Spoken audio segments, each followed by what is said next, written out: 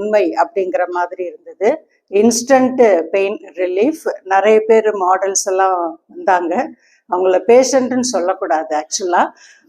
அது ஒரு kind of discomfort. அந்த டிஸ்கம்ஃபர்ட்டோடு வந்தவங்கள கம்ஃபர்ட் பண்ணிட்டாங்க. ஸோ மிக அற்புதமான வாய்ப்பு அளித்த அனைவருக்கும் நன்றி. அதையும் தாண்டி ஒரு தாய் வயிற்று பிள்ளைகள்னு சொல்லுவாங்க. அம்மா ஒன்று, குழந்தைங்க 5 பேர் இருக்கலாம், 7 பேர் இருக்கலாம். அது மாதிரி பஞ்சபூதங்கள் அப்படிங்கிற அம்மா, அவங்களோட குழந்தைகள் தான் இந்த இந்திய பாரம்பரிய மருத்துவம். ஆயுர்வேதா, சித்தா, ஹோமியோபதி, யுனானி, அதை தாண்டி யோகா மருத்துவம், இயற்கை மருத்துவம், பர்மா, அக்யூப்ரெஷர், அக்யூபஞ்சர், அதை தாண்டி மலர் மருத்துவம், அடுத்து விதை சுஜோக் அப்படிங்கிற மருத்துவம். ஆக்சுவலாக சுஜோக் அப்படிங்கிறது ஜாப்பனீஸோட ஒரு மெடிசினல் தெரப்பி. அது இதில் நான் என்ன சொல்ல விரும்புகிறேன்னா, இந்த பஞ்சபூதங்கள் இயற்கைன்னு சொல்லலாம், அதையும் இறைவன்னு சொல்லலாம். அண்டத்தில் உள்ளதுதான் பிண்டம். இந்த பிண்டத்தில் எத்தனை கெமிக்கல் மாலிக்யூல்ஸ் இருக்கோ அது அத்தனையும் அண்டத்தில் இருக்கு. அண்டத்தில் என்னென்ன இருக்கோ அதுதான் இங்கேயும் இருக்கு. அப்போ நான் இந்த உடலை நல்லா வச்சுக்கணும் அப்படின்னு சொன்னா என்ன செய்யணும்?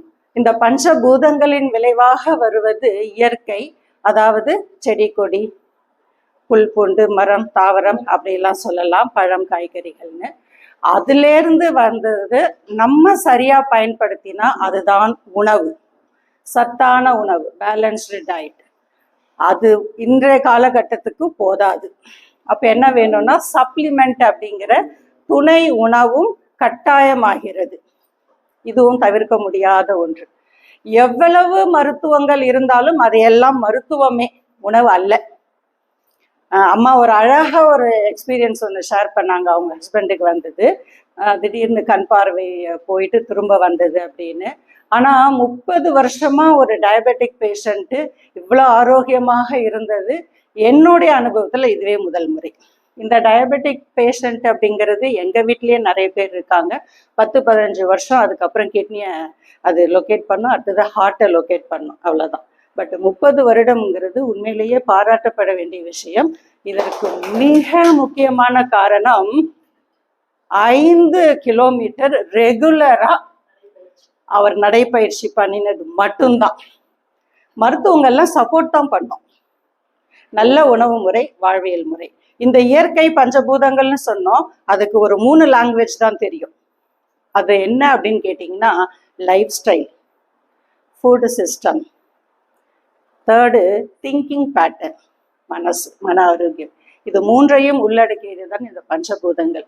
இதை சரியாக தெரிந்து கொண்டு பயன்படுத்தினால் நாம் மருத்துவத்தை தேடி செல்ல வேண்டியிருக்காது.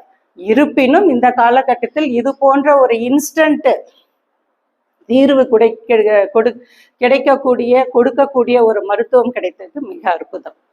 இந்த உணவு அப்படின்னு அப்போ நான் என்னதான் செய்யணும்? நான் வருமுன் காப்பது எப்படின்னா, நான் முந்தைய கிளாஸ்லயே சொல்லியிருப்பேன். அதாவது வலி இருக்கு, ஒரு ப்ராக்டிஸ் இருக்கு. எல்லாரும் ட்ரீட்மெண்ட் எடுத்தப்போ சில பேர் ரொம்ப கம்பீரமாக வலியை பொறுத்துக்கிட்டாங்க, சில பேர் ஆவுன்னு கத்தினாங்க. ஒரு பெயின் இருக்கு, ஒரு செயல்பாடு. இந்த செயல்பாடை நம்ம 2 விதமாக எடுத்துக்கலாம். இன்னொன்று வருமுன் காப்பதுன்னு சொன்னால் பெஸ்ட் யோகா, உடல் பயிற்சி, அது கழிவினைக்கு பயிற்சியே. மனசுக்கு ஒரு அகத்தவம், உயிருக்கு ஒரு காயகல்பம். வேதாத்திரியோட இந்த 3 காம்பேக்ட் மனவளக்கலை மன்றத்தில் கொடுக்குறாங்க. தயவு செய்து நீங்கள் எல்லாரும் அதை எடுத்துக்கணும். இந்த வலி அனுபவிக்கிறதுக்கு நம்ம அதில் வர சுகத்தை அனுபவிச்சுட்டு போயிடலாம். எக்ஸசைஸ் பண்ணால் நமக்கு ஆக்டிவாக இருக்கும். ஏன் அப்படின்னு சொன்னால் உடலுக்கு தேவையான அனைத்து ஹார்மோன்களும் சுரக்கப்படுகிறது. அதுதான் கொஞ்சம் ஜிம்முக்கு போயிட்டு வந்தாலோ இல்லை skipping, swimming, any kind of exercise we feel energetic and active because of this hormone segregation. So அதை பண்ணிட்டோம் அப்படின்னு சொன்னால் இதுக்கு வேலை இல்லாமல் போயிடும். அந்த மாதிரியான பயிற்சிகள் உங்கள் வீட்டுக்கு பக்கத்தில் எங்கே இருக்குன்னு பார்த்து சேர்ந்துக்கோங்க. ஐயாட்ட ரிக்வெஸ்ட் வைங்க, அவரே கூட இங்கே அதற்கான வகுப்புகள் ஆயத்தம் செய்யலாம். இங்கே நமக்கு லோக்கலில் வேணும்னா ஜேபி எஸ்டேட்டில் நடக்கிறது. ஸோ தயவு செய்து அது மாதிரியான பயிற்சிகளை கண்டிப்பாக நீங்கள் எடுத்துக்கணும். இது ஃபர்ஸ்ட் பாயிண்ட். 2வது பாயிண்ட்டு, இவ்வளோ பிரச்சனைகள் இருக்கு, நான் எதுக்கு பிறந்தேன், நான் எதுக்கு செய்யணும் அப்படின்னு கேட்டிங்கன்னா, நான் நல்லா வாழணும்னு நீங்க ஃபீல் பண்ணீங்கன்னா ஒன்னே ஒன்று செய்யணும். கொண்டு வந்த வினை தொண்டு செய்தால் போதும். சர்வீஸ் இங்க நடக்கிறது அஃப்கோர்ஸ் அதுதான், தொண்டு தான், சர்வீஸ் தான். நம்ம என்ன கத்துக்கிட்டோம் அப்படிங்கிறத கொஞ்சம் லாப நோக்கம் இல்லாம, கமர்ஷியல் பாயிண்ட் ஆஃப் வியூ அதுல இல்லாம மக்களுக்கு கொஞ்சம் இலவசமா கொடுக்கணும், ஒரு கம்மி ஒரு கட்டணம் வசூலித்து அவங்களுக்கு சேவை செய்யும் பொழுது இந்த பயிற்சி சிறப்பாக நடைபெறும்.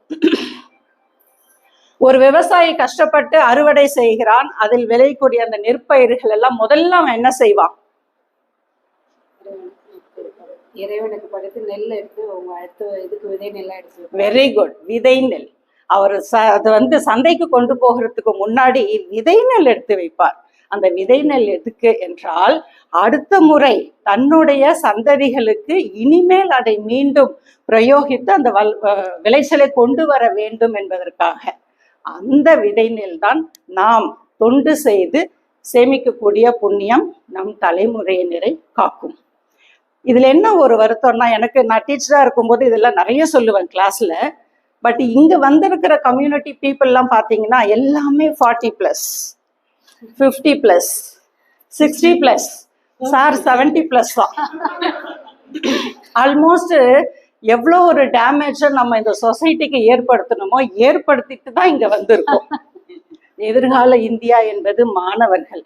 உங்க வீட்டில் இருக்காங்க குழந்தைங்க. ஒருத்தர் மட்டும்தான் கொஞ்சம் எங்குன்னு நான் நினைக்கிறேன், பட் அவர் மெயின்டைன் பண்றாரான்னு எனக்கு தெரியல.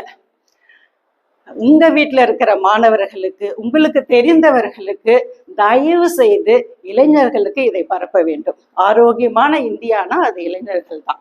அவங்களுக்கு வேண்டியது என்ன அப்படின்னு கேட்டீங்கன்னா, பஞ்சபூதங்களை எப்படி சரிவர பயன்படுத்திக்கணும். இந்த பஞ்சபூதங்கள் இம்பேலன்ஸ் ஆகும்போது வர்றதுதான் 3 குற்றம்: வாதம், பித்தம், கபம். இது 3 இம்பேலன்ஸ் ஆயிடுச்சுன்னா வியாதி கண்டிப்பாக உண்டு. இதை சரி செய்யக்கூடிய மருத்துவம் தான் நம்மளுடைய இந்திய மருத்துவம். ஸோ துணை உணவு ரொம்ப முக்கியம், அதுக்கு முன்னாடி உணவு ரொம்ப முக்கியம், பயிற்சிகள் ரொம்ப ரொம்ப ரொம்ப முக்கியம். தயவு செய்து பயிற்சி எடுத்துக்கோங்க. இன்னொன்னு இங்க நிறைய கத்துக்கிட்டோம். தியரி கிளாஸ் ரொம்ப அற்புதமா போச்சு. இப்ப நான்லாம் ஃபர்ஸ்ட் கிளாஸ் தான். மேடம் லாஸ்ட் வீக் அக்யூபஞ்சர் எடுக்கும்போது பேன் தான் உட்காந்துருந்தேன். இப்பயும் அப்படிதான் உட்காந்துருந்தேன். இப்போ கொஞ்சம் பரவாயில்ல. ஆனால் இந்த தியரி எப்ப நமக்குள்ள ஸ்கில்லா மாறும்னா, ப்ராக்டிக்கலா யூஸ் பண்ணும்போது மட்டும்தான்.